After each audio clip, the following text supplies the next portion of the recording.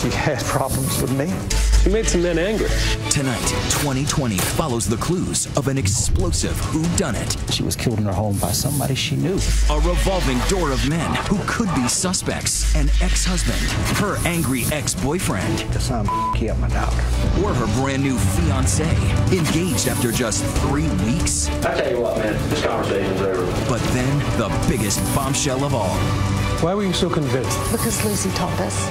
Lucy speaking from the grave in her very own journal. I mean, she wrote it down. For the first time tonight, the jury, the verdict, the outrage with the police on trial too. Who dropped the ball? Who killed Lucy Johnson in the burning bed? Here now, Elizabeth Vargas and David Muir. Good evening. Elizabeth has the evening off. And as we come on the air, a question. Is a killer still walking the streets of a small American town? Because tonight, authorities say where there's smoke, there's fire. And not just a house on fire, but a burning bed. Tonight here, who was in that bed and was the killer one of them? You're about to get an inside look at the evidence. You decide. Here's Jim Avila. 3 o'clock in the morning down Hidden Meadow Court. A warm, sticky night, clear skies, full moon. A peaceful scene shattered by a spark. Gaston County 911. We have a house fire, 4835 Hidden Meadow Court. Do you think there's somebody inside? Suddenly, the sky lights up bright. A house is burning and it looks bad. Neighbors are horrified. We think there is someone inside. Please help us. There's a lady's car here. She's not answering. There's no way she's going to survive this. And now at noon, a house burned down to the ground where a mother and 2 children lived. Eyewitness News reporter Ken Lemon, he's been on the scene with investigators all morning. Reporter Ken Lemon with ABC affiliate WSOC is among the first on the scene. Well, as you mentioned, police can't say if it is that woman. The house was in ruins, and you could tell that it was a pretty bad fire. The missing lady is 31-year-old Lucy Johnson, married twice, a well-liked young mother living with her 2 children, working as an emergency room nurse. Lucy's children are safe. They had spent the night with their respective fathers. But where is Lucy? And then I hear from more neighbors who say, you know, I was at the back door, I was at the door trying to get in, and I couldn't get inside. And they begin to tell me about the woman they couldn't account for. This grim document, obtained from the investigation file, has the terrible answer. It shows a badly burned body in an upstairs bedroom. I do know I have a body in the house, and it is deceased. That body unrecognizable, identified only by dental x-rays and the serial numbers on her breast implants. And sadly, yes, it is Lucy. A police officer calls her father, Mike Dye. She informed me that there was a fire at Lucy's house. And I asked her, I said, did Lucy get out? She said, no, Lucy's still in the house. Because I wrote down. With a body inside, this is more than a fire. Police are called, arson inspectors. It's an all-out investigation. In the ashes, those investigators immediately notice something strange. The burn patterns. A trained fire dog detects a suspicious trail of burnt gasoline leading from Lucy's bed down the blackened stairway and out the back door. It was an accident. No, this is arson. And then suddenly this car comes racing right up to the police tape, and this guy jumps out, and he runs into the arms of the first person there, and he starts crying. It's Mike Mead, and he's crying because inside the smoking hulk of a building is the woman with whom he's planning a future. When you get there, what do you see? Oh, Lord. The house was still smoldering, still smoking. Lucy was his fiancée. Do you think to this day that she was the love of your life? Yeah, I think she was. Mike Mead and Lucy Johnson were building that future in Gaston County, North Carolina, once known for cotton mills and corn whiskey, west of Charlotte, maybe south of Justice, where authorities now have to ask, who would want to burn Lucy's house down? Friends and family say Lucy was on the feisty side of Southern Belle. A good woman with a weakness for cigarettes, Mountain Dew, pickup trucks, and the men who drove them. Lucy's uncle, Ken Dye, likes to call some of them unsuitable gentlemen. She had problems with men. Bad choices. Bad choices. Dina Bradshaw has known Lucy since they were teenagers. She needed love. She never wanted to be by herself. And I believe that was her downfall. Lucy likes kids. She has a 7-year-old daughter with her first husband and a 6-month-old infant son with a recent ex-boyfriend, a man named Jim Spilak, who makes his living at the nearby Catawba nuclear power plant. Now, lately, there is little love lost between Lucy and Jim, broken up before their baby is even born. In fact, after the delivery, right there in the recovery room, there is a nasty scene over, of all things, the newborn baby's name. I have never seen an individual so obsessed with the naming of a child. Private investigator Steve Eller says Spilak wants the baby named after him, James Spilak III. But headstrong Lucy would have none of that and names the boy Kason. That doesn't go over well with Daddy. They argue, and Lucy kicks Jim out of the maternity ward. And he doesn't go quietly, taking with him baby presents and the car seat. He just went into a berserk outrage. Takes her car and leaves her stranded at the hospital with no way home, no car seat.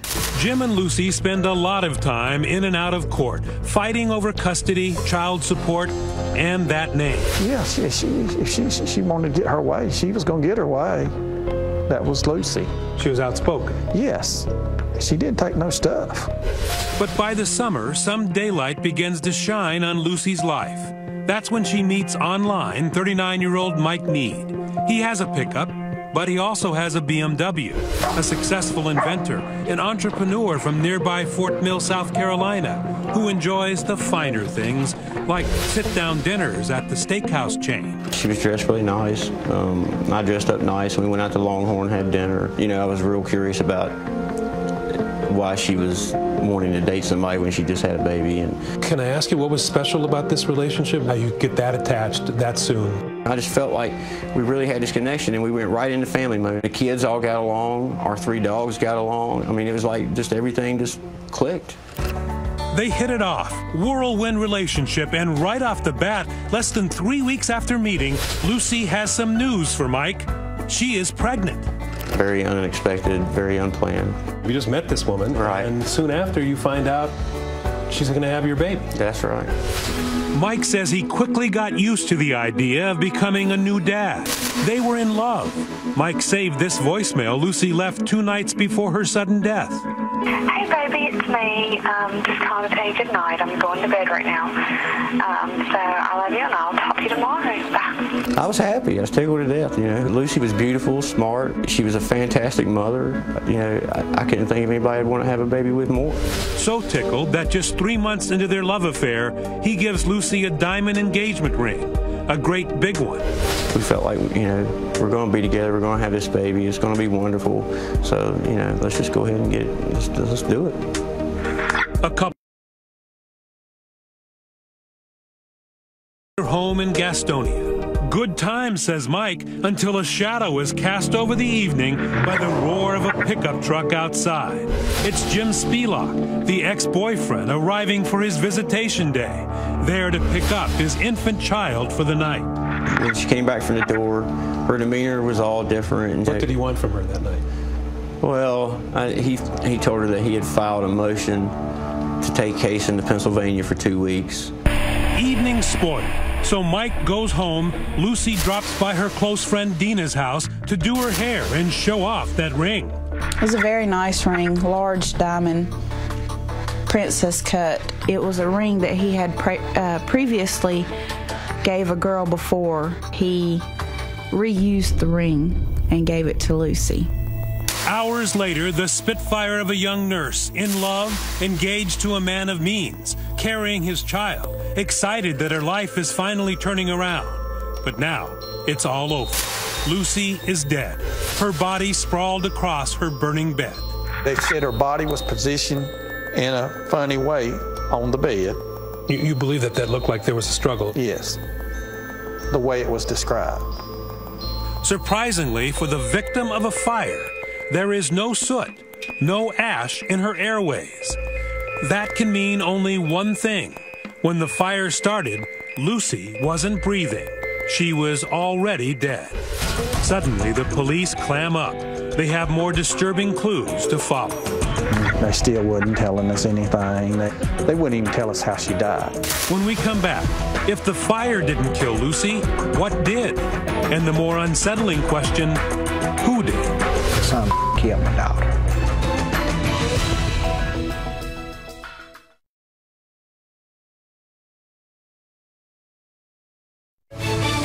#2020 continues with The Burning Bed. Once again, Jim Avila. As Lucy Johnson's house on Hidden Meadow Court smolders, Gaston County, North Carolina police are feeling the pressure. A nurse and caring mother of two with another baby on the way. Her badly scorched body found atop her burning bed. The police interrogation room needs a revolving door with a long list of exes from two husbands, a former boyfriend, and the fiancé to question. Which way to turn? Everyone is watching, including local TV reporter Ken Lemon. The thing that I think really drew people in is that you have a single mother, and she was excited about her relationship and her engagement with this man. Where would the evidence lead police? First, a quick search of the house, shown in this police video, seems to rule out a stranger. No evidence of a break-in here. The locks are still intact. She was killed in her home. That's a total violation. And the belief is that she was killed in her home by somebody she knew, not by a stranger. Next, police moved to the autopsy sketch. The medical examiner must have worn out his pen, illustrating the terrible damage. And there, inside Lucy's head, a find that will change the investigation.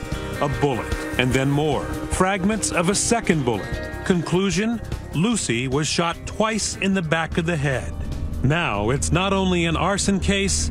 Now, friends, we have a murder. The very public search for a killer is on, and local media is watching. Still many questions today about a fire that took the life of a pregnant mother. We have several people of interest that we're looking at right now. So everybody's watching. People wanted to know who did this. Another clue from the crime scene, the burned out house. Lucy's engagement ring can't be found anywhere. But also missing, and perhaps even more important, is a murder weapon. Where is the gun? Dive crews are back at Lake Wylie looking for evidence to solve a pregnant mother's murder. They target an area near a boat landing not far from the home of a potential suspect, Lucy's ex-boyfriend, Jim Spelach. 2 days of diving for a weapon didn't produce anything. There's no weapon. There's no gun found. There's nothing. With no fingerprints, everything destroyed in the burned out house, no murder weapon, and no eyewitnesses to the crime, police must now turn to the circumstantial clues, starting with the men in Lucy's life. Lucy's uncle, Ken Dye, saw them come and saw them go. She made some men angry. She is. Gaston County Police open up the interrogation room. They bring in Philip Okrelisa for questioning. He's Lucy's first husband and the father of her daughter, Lauren. When they were together, Okrelisa was arrested for domestic violence twice. He comes in to tell police he never really hit Lucy, but he did grab her. But that trail cools when Okrelisa has a tight alibi. The night of the fire, he says he was home all night, and his new wife confirms it. On to Lucy's husband number 2, Jim Johnson, another relationship that got ugly at the end. He has a police record of violence against Lucy. And Lucy's friend Dina says she witnessed one incident. He had her cornered, drilling her like a sergeant, barking at her, verbally, loud. She was afraid.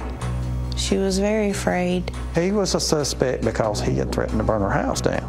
That's a pretty good reason to be a suspect, right? Right. But more investigation shows Johnson was on the Carolina coast, 4 hours away at the time of the crime, forcing police to dismiss him as a suspect. So now we turn our attention to Mike Mee, Lucy's new fiancé and father-to-be. Mike and Lucy's romance was so recent. That day at the fire was the first time her uncle Ken Dye had ever seen him. I didn't know who he was. Never met him before, didn't recognize him. And then I noticed that the detectives put him in the car and was talking to him. But of all the stops on Lucy Johnson's troubled trail of romance, one man stood out, at least to family and friends. Oh, yes. At the very, very beginning, I thought Jim Spielach had did it. Everyone did. James Spielach, the father of Lucy's infant son, is in the family's crosshairs. Lucy's father, Mike Dye. The son killed my daughter. Ken Dye says his mother, who raised Lucy from when she was a teenager, was convinced the minute she heard about the fire. She said, I know who done it. I said, who done it? She said, Jim Spielach done it. I knew immediately he did it. It's something I felt in the pit of my stomach. Why? Desperation. Lucy's marrying a successful guy that's going to be able to support her financially. Lucy's moving. It is documented Spielach has been fighting with Lucy over child support and custody. Lucy has pictures of bruises on her arms, and in family court claims Spielach put them there while she was pregnant with their son.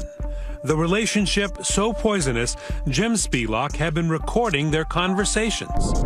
You're a very sneaky, manipulative person, and it ain't gonna work. Manipulative person, Jim. I'm not. You're the one that did all of that. You're the one that was at the lawyer's office the day after I gave birth.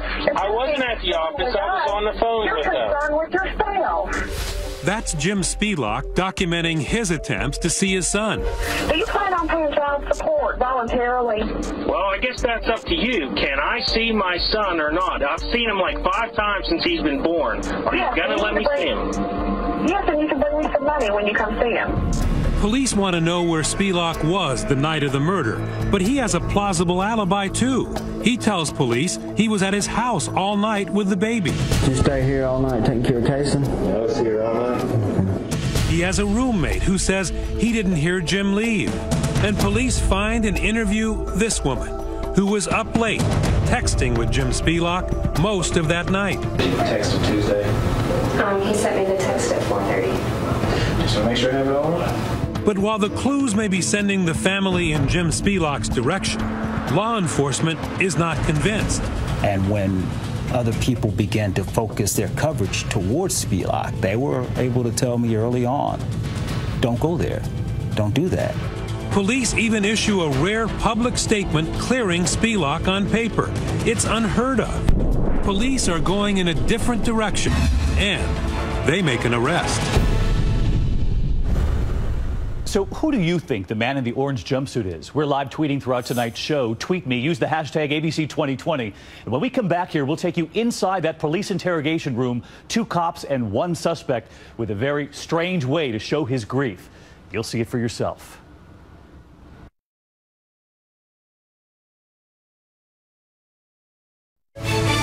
"2020 continues. Here again, Jim Avila. Breaking news out of Gaston County. It is breaking news. Surprising new clues in the murder of a mother of 2. A shocking development in Gaston County, North Carolina's biggest murder mystery in years. New developments in the Lucy Johnson murder case. The man Lucy Johnson was in a bitter custody battle with is ruled out as her killer.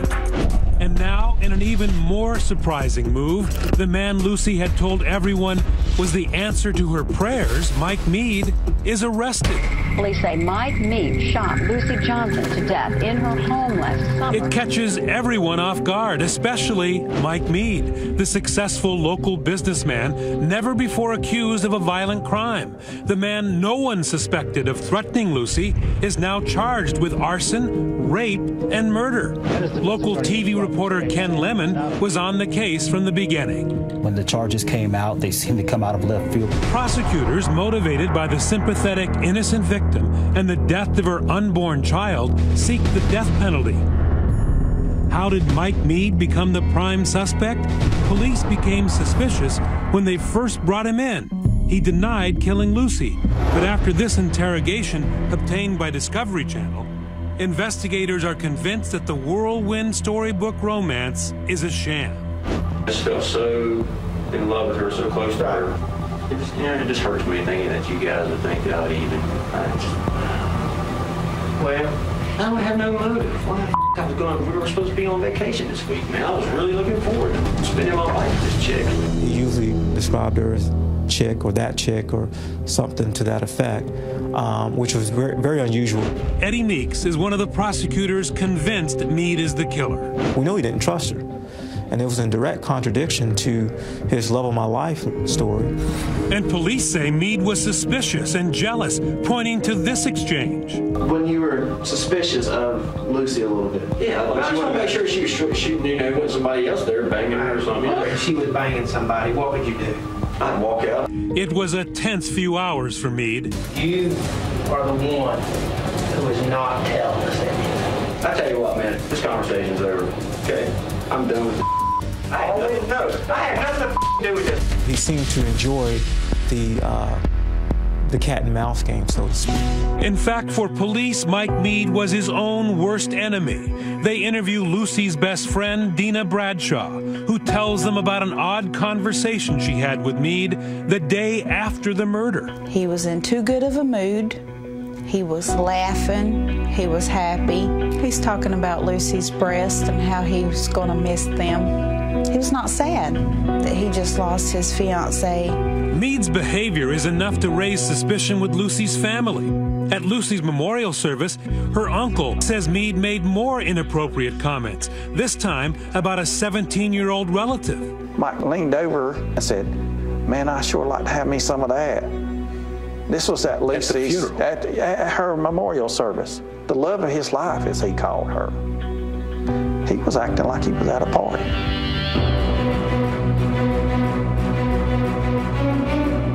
As prosecutors ready for trial, they work to build a case that Mike Meade has a history of rough encounters with women he has dated. More than a dozen women who say Mike was vindictive, aggressive, pushy, and outright creepy. You start to hear things like he has a pattern of meeting women online, a pattern of a relationship that seems strong, and then all of a sudden it turns really bad. A key witness for the prosecution, best friend Dina Bradshaw, says Mike and Lucy fought constantly about her pregnancy. Mike, she says, wanted her to get an abortion. He never believed that the baby was his. Her feelings were hurt that he did not want her to have the baby. Odd behavior, a possible pattern of aggressive encounters with women, and some circumstantial evidence. Would it be enough? It's off to trial in Charlotte, North Carolina. This is about cold-blooded, premeditated murder. The prosecution tells the jury Mike is on a mission to be done with Lucy and the baby, and he wants his ring back. This was a $12,000 to $15,000 ring that Mr. Meade admittedly gave her. She's not the first person to have that ring, but she definitely was the last. If it was going to end, he was going to take the diamond with him. Ms. Johnson, I believe, and we believe, lost her life over that diamond. This is about a control device, what I like to call a blood diamond. Police never find that diamond, but they were excited about another find at the house, the gold standard of evidence, DNA. The fire at Lucy's house did not burn everything. Evidence technicians are able to recover DNA inside Lucy. Diane Turbyfield covered the trial for the Gaston Gazette. There was some biological evidence of that Michael Meade had had sex with Lucy Johnson within about 24 hours of her death. Why does that matter? Prosecutors say Meade denied having sex with her that night, but police say he did, and DNA proves it. What's more, they say it was rape. Lucy would not have had sex with him willingly. Lucy was pregnant, and she had a condition that made having sex dangerous for the health of the baby. It was a flashpoint in Mike Meade's police interrogation. He is vehement the sex was consensual and several days before the murder. But you said you had sex with her after that. Real easy, because she begged. You still had sex? Come on, stop giving us get it kind of stuff. I mean, they had to be super gentle. Don't give us a bunch of crap that you didn't do this when you clearly did. At trial, prosecutors aren't finished. They have a blockbuster surprise. A star witness who tells jurors, hold on, Mike Meade, he says, confessed to him. That's right, outright admitted he pulled the trigger that killed Lucy Johnson. Lucy's uncle can barely believe his ears. He said that Mike Meade told him he didn't mean to shoot her the first time, that he just shot at her to scare her, and it hit her. And it freaked him out so bad because she was jerking around and that he went and shot her again in the back of the head. The prosecution ran with that. She reached up to her head and said, "Oh my God, you shot me, Mike. Please don't let me die." Powerful, huh? But there's a problem. That star witness, he has a bit of a credibility issue. You see, he is a convicted child rapist who says Meade told him all of this while both were locked up together for a short time in county jail. I've never confessed to a cop. I've never confessed to my lawyers. I've never confessed to anybody because I'm not going to confess for something I didn't do. But I'm going to confide in a guy that raped this girl. As the prosecution closes its case, is the deck stacked against Mike Meade, or is it a house of cards? Next, the murder victim testifies from the grave. Lucy's journal names a suspect. I mean, she wrote it down. It's a former boyfriend, but which one?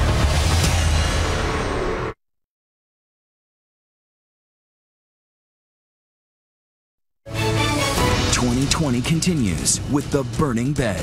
Once again, Jim Avila.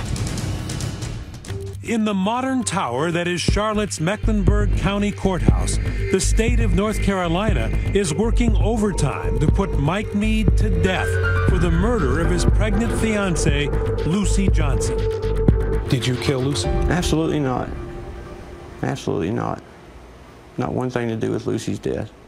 Did Mike Meade murder Lucy Johnson? No, he didn't. And how do you know that?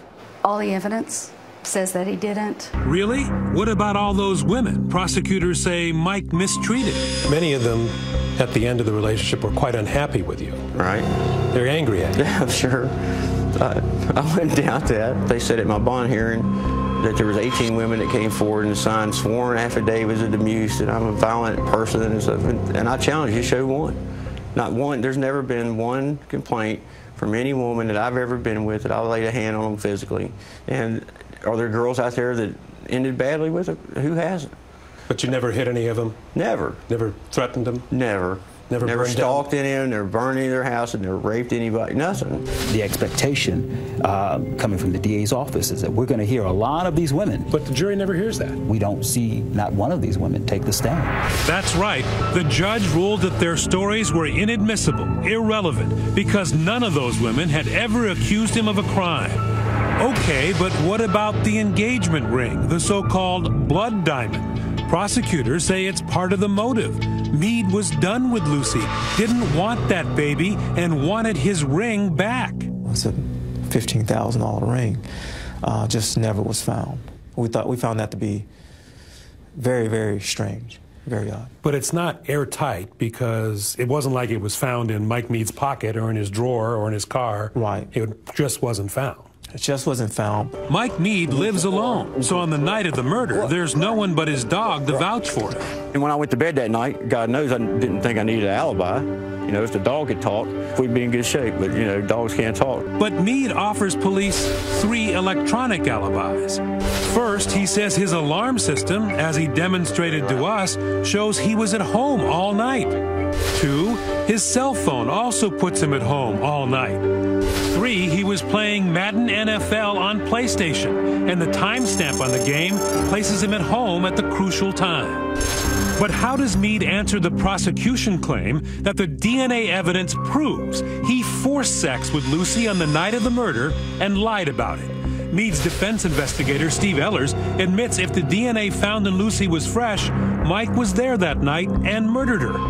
The perpetrator goes in, rapes her, shoots her, burns her house down. But on cross-examination, the prosecution witness is forced to concede that critical DNA may not be all that fresh, and just as Mike claimed, could have been from sex days before the murder. That semen was not the home run or the smoking gun they thought they were going to have. And if that isn't enough of a Perry Mason moment, listen up. The defense is granted a rare gift. The judge allows them to stand up in open court in front of the jury and not only proclaim Mike Meade's innocence, they get to point their finger at the man they say is the real killer. In North Carolina, the rule is pretty strict. You can't do that unless you've got direct evidence pointing to the guilt of someone else, relevant evidence. Unleashed, the defense turns prosecution and puts Jim Spelak on trial, starting with his alibi, that he was at his house with his baby, his roommate didn't hear him leave, and there was a woman who first told police Spelak and she were texting all night, but then revised her story. Did I think it was weird that he sent me a text at 3? Yes. Okay. It was out of character for him. She showed back up at the police department and said, he didn't text me all night. Actually, he stopped texting me for 2.5 hours. Ironically, at the 2.5 hours, when Lucy was being killed and her house was being set on fire. In fact, by the time of the trial, Lucy's been dead for 3 years. But now, the jury is about to hear from her again. That's right, Lucy becomes the star witness at her own murder trial, offering stunning testimony from the grave, written in this pink polka dot notebook, a journal Lucy kept to build a custody case against Jim Spelak. Lucy told us over and over again in her own words who she thought she was in danger from. And it wasn't just all about that pink notebook. The prosecution witness, Dina Bradshaw, reluctantly delivered some devastating evidence in Mike Mead's favor. And she said, well, if anything happens to me, you know who did it. And so she was referring to Jim Spelak. But it was all in laughter.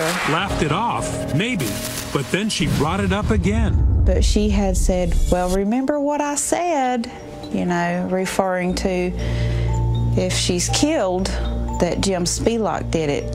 And we were laughing, and she left. That was the night she was murdered. And in that pink notebook, Lucy also documents accounts of Spelak's online gambling and an interest in cross-dressing that extended to buying sexual paraphernalia on the internet while he was supposed to be working at the nuclear power plant. It's just about 2 weeks before her death. For the first time ever, she was able to actually document on the computer that he was purchasing these items. Documentation Lucy had just turned over to her custody lawyer days before her death. Mr. Spelak was aware that she had the proof of her allegations. That's the defense case. Jim Spelak murdered Lucy Johnson because she was about to win the custody case and reveal his darkest secrets. How more definitive can you be? That's another reason why at first we felt like it was him. But I've learned, don't jump to conclusions. He was perfect person to be framed for a crime. Jim Spelak turned down our request for an interview, but denies he murdered Lucy or bought women's clothes for himself. And prosecutor Eddie Meeks believed him. Regardless of all these different arrows pointing, all these red herrings, at the end of the day, when you weigh all the evidence, it was only one arrow, and that pointed at Michael Mead. But who does the jury believe? So the question tonight, what would you make of those writings in Lucy's journal? Enough to influence how you'd vote on the jury? Let us know on Twitter. Use the hashtag ABC2020. And you'll hear from that jury when we come back for the first time, revealing why they decided what they did right here on 2020. We'll be right back. When 2020 continues, what the jury heard, what they thought, and their bombshell verdict based on Lucy's journal. I mean, she wrote it down. But which name did she write? Next.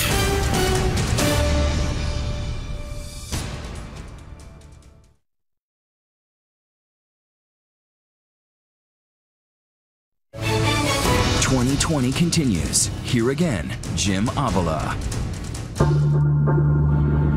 Lucy Johnson's 34th birthday, if she had lived, and for her fiancé Mike Mead, Judgment Day. The jury announces they have reached a verdict after nearly 9 hours deliberation. Well, I'm always terrified while I'm waiting for a jury. You can never be sure. People ask criminal defense attorneys all the time, how can you defend somebody that you know is guilty? Trust me, it is much harder to defend someone when you truly believe they're innocent. And here it is, the verdict. Michael Lane Mead, not guilty. All right, members of the jury, thank you very much for your work on this case. Not guilty on all counts. Mike Mead goes from dead man walking to find me the nearest exit. Just thank God that I'm free. I fully expected not guilty. Why were you not surprised when they said not guilty? Because I had sat in the same trial for 7 weeks that they had. And if I was sitting on that jury, I would have been going, you know, what in the world is going on with this case?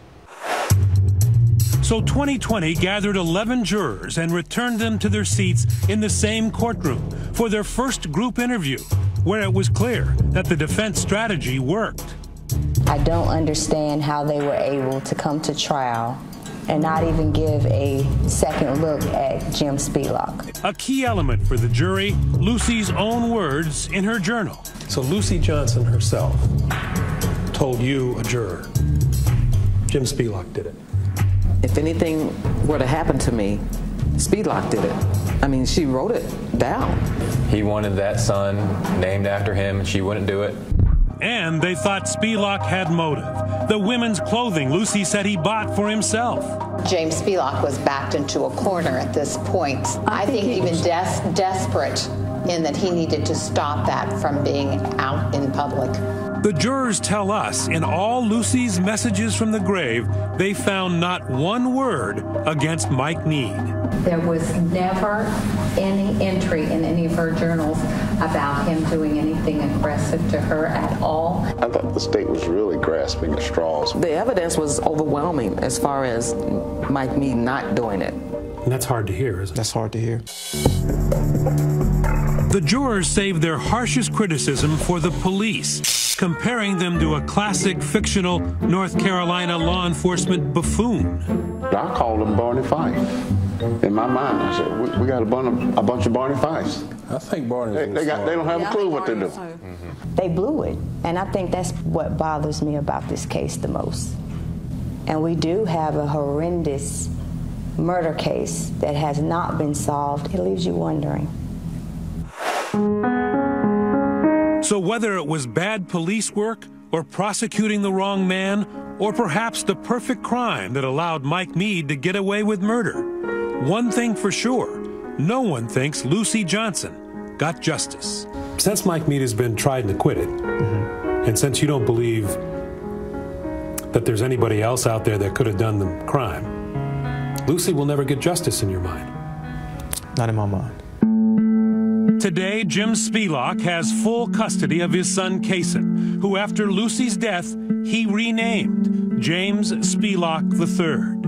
Mike Meade says, although he is free, he lives under a cloud of suspicion. All right, well, we interviewed Meeks, okay? To this day, he thinks you did it. Well, to this day, he's an idiot. Where there's smoke, there's fire. The evidence is clear. I have no respect for Meeks.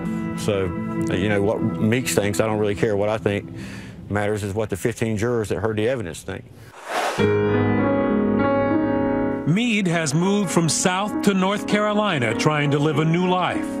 Did it bother you that even though you were acquitted, there are people there to this day who believe that you got away with murder? Well, sure, but it would bother anybody. Oh, it's excruciating. It's excruciating. Right now, Meade is in the middle of an open lawsuit charging his civil rights were violated, and he was falsely prosecuted by the Gaston County Police. The police say they cannot comment on a pending legal matter. You ever close your eyes now and think about what it would be like if none of this happened? Where would your life be with Lucy right now? Do you do that? Oh, yeah, of course. But yeah, I would have a wife, a beautiful wife, and a little boy, and yeah.